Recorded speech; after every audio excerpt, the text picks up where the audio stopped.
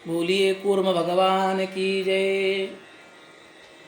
सूत जी ने कहा, आश्रमों के संबंध में पूरे विधि विधान को सुनकर प्रसन्न मन वाले ऋषियों ने भगवान ऋषिकेश को नमस्कार करके पुनः इस प्रकार वचन कहा। मुनिजन बोले, भगवान आपने श्रेष्ठ चारों आश्रमों के विषय में सब कुछ बतलाया। अब इस समय हमें यह सुनने की इच्छा है कि इस जगत की सृष्टि कैसे होती है। यह पुरुषोत्तम, यह सब संसार कहाँ से उत्पन्न हुआ, किसी में विलीन होगा, और इन सब का नियामक कौन है, यह सब आप बतलाइए।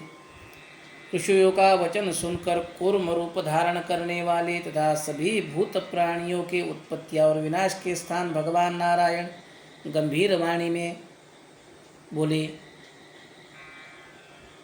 श्री कूर्म जी कहते हैं, चारों ओर सर्वत्र मुख वाले महेश्वर प्रकृति से पर अव्यक्त चतुर्व्यूह सनातन अनंत अप्रमेय तथा समस्त जगत के नियंता है। तत्वचिंतक जिस प्रधान और प्रकृति कहते हैं और जो सत असत रूप है, वही अव्यक्त नित्य कारण है।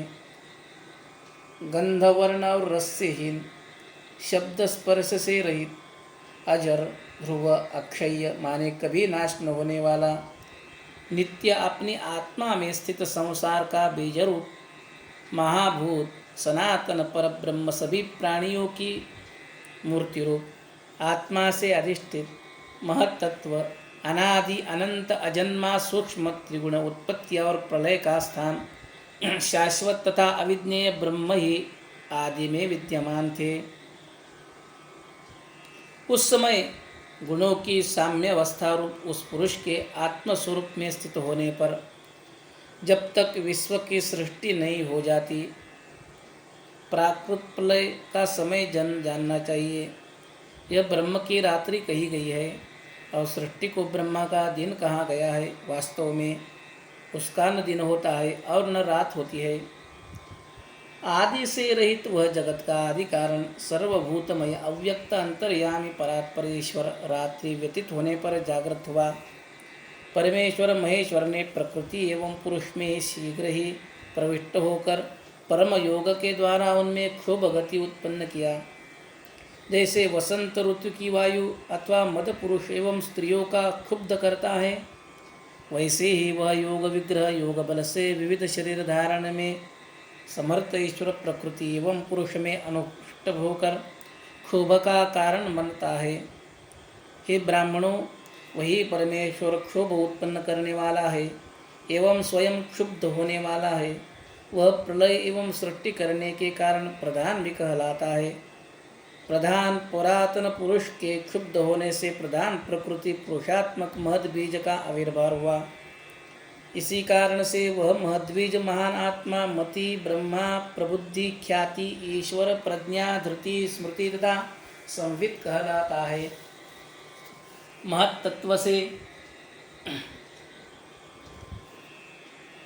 समस्त प्राणियों की सृष्टि का आदि कारण वैकारिक तेजस तथा तामस, यह तीन प्रकार का अहंकार उत्पन्न हुआ।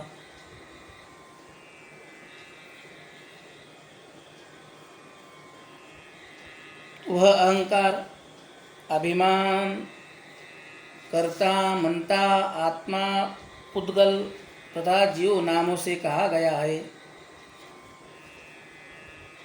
उसी अहंकार से सभी प्रवृत्तियाँ होती है। अहंकार से पांच महाभूत पृथ्वी जल तेज वायु तथा आकाश, पांच तन मात्राएं शब्द स्पर्श रूप रसगंध, सभी इंद्रियां तथा उन इंद्रियों के अधिष्ठात्री देवता उत्पन्न हुए। यह संपूर्ण जग उसी से ही उत्पन्न हुआ है। अव्यक्त से उत्पन्न मन को प्रथम विकार माना गया है। इस कारण यह कर्ता एवं भूतादिकों को देखने वाला है। वैकारिक अहंकार से वैकारिक सृष्टि उत्पन्न हुई। इंद्रिया तेजस है और उन इंद्रियों के अधिष्ठाता 10 देवता वैकारिक है। उनमें 11वां इंद्रिय मन अपने गुण के कारण उभयात्मक है। यह भूत तन्मात्रों की सृष्टि है। भूतादिकों से ही प्रजा उत्पन्न हुई। विकार प्राप्त भूतों ने शब्द तन्मात्रा को उत्पन्न किया। उस शब्द तन्मात्रा से शब्द लक्षण वाले तथा आकाश स्वरूप आकाश की उत्पत्ति हुई। वैकारिक आकाश ने स्पर्श तन्मात्रा को उत्पन्न किया। उससे वायु उत्पन्न हुआ और वायु का गुण स्पर्श कहा गया है। विकार प्राप्त वायु ने रूप तन्मात्रा को उत्पन्न किया।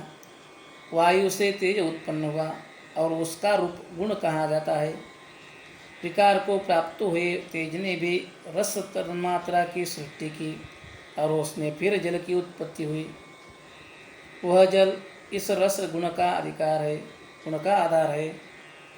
विकार को प्राप्त हो रहे जल ने गंध तन्मात्रा को उत्पन्न किया। उससे संगात पृथ्वी तत्व उत्पन्न हुआ और उसका गुण गंध माना गया है। आकाश की शब्द नामक तन्मात्रा है। उससे उसने स्पर्श नामक तन्मात्रा को आवृत्त किया। इसलिए वायु शब्द तथा स्पर्श इन दो गुणों वाला है। उसी प्रकार रूप नामक गुण शब्द एवं स्पर्श दो गुणों से अविष्ट है। अर्थात तेज या अग्नि शब्द स्पर्शता रूप इन तीन गुणों वाला है। शब्द स्पर्शता रूप एवं रस तन्मात्राओं में प्रवृत्त हुए।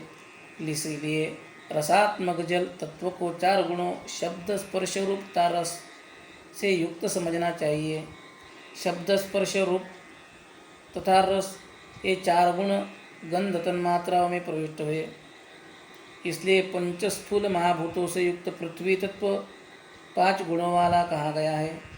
इसी कारण ये शांत घोर मूढ़ तथा विशेष कहलाते हैं। ये परस्पर एक दूसरों में प्रविष्ट होने के कारण आपस में एक दूसरे को धारण किए रहते हैं। ये सातों महात्मा महत अहंकार आदि तत्व एक दूसरे के आश्रित होने के कारण बिना संपूर्ण रूप से मिले सृष्टि करने में समर्थ नहीं हो सके। पुरुष से अधिष्ठित और अव्यक्त से अनुग्रहित होने के कारण महत तत्व से लेकर विशेष पंचभूत पर्यंत वे सभी तत्व अंड को उत्पन्न करते हैं। विशेषों महाभूतों से एक बारे में ही जल के बुलबुल के समान तथा जल में स्थित वह बृहत अंड उत्पन्न हुआ। उसी बृहत अंड में परमेष्टि के सृष्टि स्वरूप कार्य का कारण सिद्ध निष्पन्न हुआ। प्राकृत अंड में क्षेत्रज्ञ आविर्भूत हुआ और जो ब्रह्म नाम से कहलाया वे प्रथम शरीर धारण करने वाले हैं। वे पुरुष कहलाते हैं और समस्त प्राणियों के आदिकर्ता है। ब्रह्मा सर्वप्रथम उत्पन्न हुए। प्रधान से पर में स्थित उस पुरुष को हंस हिरण्यगर्भ कपिल छंदो मूर्तिता सनातन कहा जाता है। उस परमात्मा का गर्भवेष्टन था मेरु, पर्वतीय गर्भ के आवरण रूप, चर्म जरा युक्त था गर्भोदकते सभी समुद्र। उस अंड में देवताओं असुरता मनुष्यों सहित संपूर्ण विश्व उत्पन्न हुआ तथा ग्रहों नक्षत्रों सहित वायु सूर्य एवं चंद्रमा भी उत्पन्न हुए।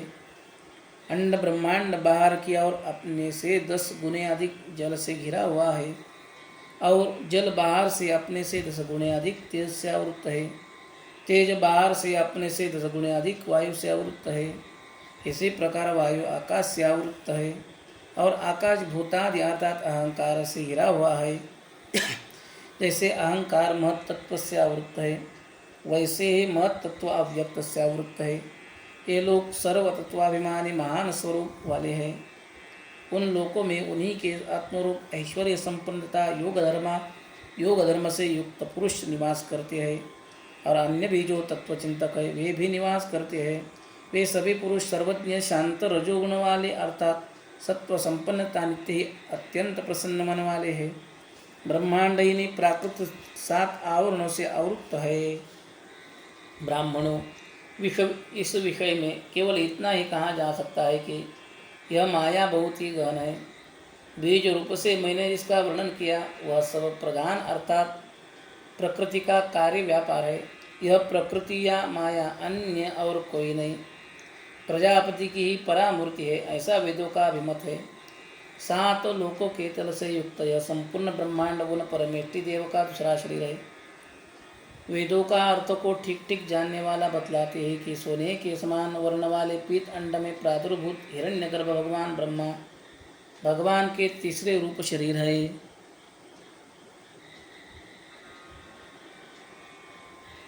उन्हीं धीमान को जो रजोगुण युक्त अन्य रूप है वे ही चतुर्मुख भगवान ब्रह्म है तथा संसार की सृष्टि करते हैं।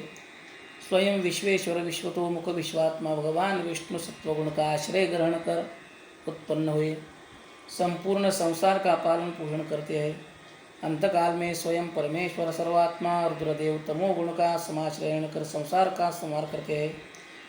एक होने पर भी वे निर्गुण निरंजन महादेव सृष्टि पालना और संसार और संहार रूपी तीनों गुणों का कारण तीन रूपों में स्थित है। वे कभी एक कभी दो कभी तीन तथा कभी अनंत रूप धारण कर लेते हैं। वे योगेश्वर परमात्मा अपनी लीला से अनेक आकार क्रिया रूप तथा नाम वाले शरीर को निर्माण करते हैं और फिर संहार कर डालते हैं।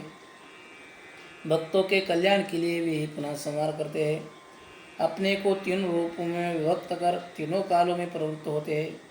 इस प्रकार वे विशेष रूप से सृष्टि संहार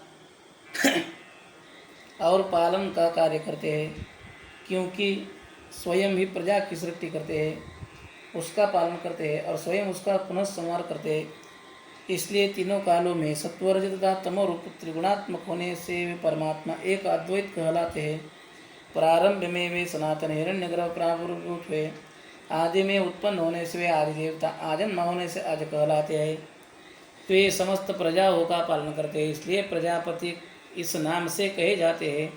और देवताओं में सबसे बड़े देव है, इसलिए महादेव कहलाते हैं। बृहत होने से वे ब्रह्मता परम श्रेष्ठ होने के कारण परमेश्वर कहे जाते हैं। सबको अपनी वश में रखने वाले परंतु स्वयं किसी के वश में न रहने के कारण वे ईश्वर नाम से परिभाषित किए जाते हैं।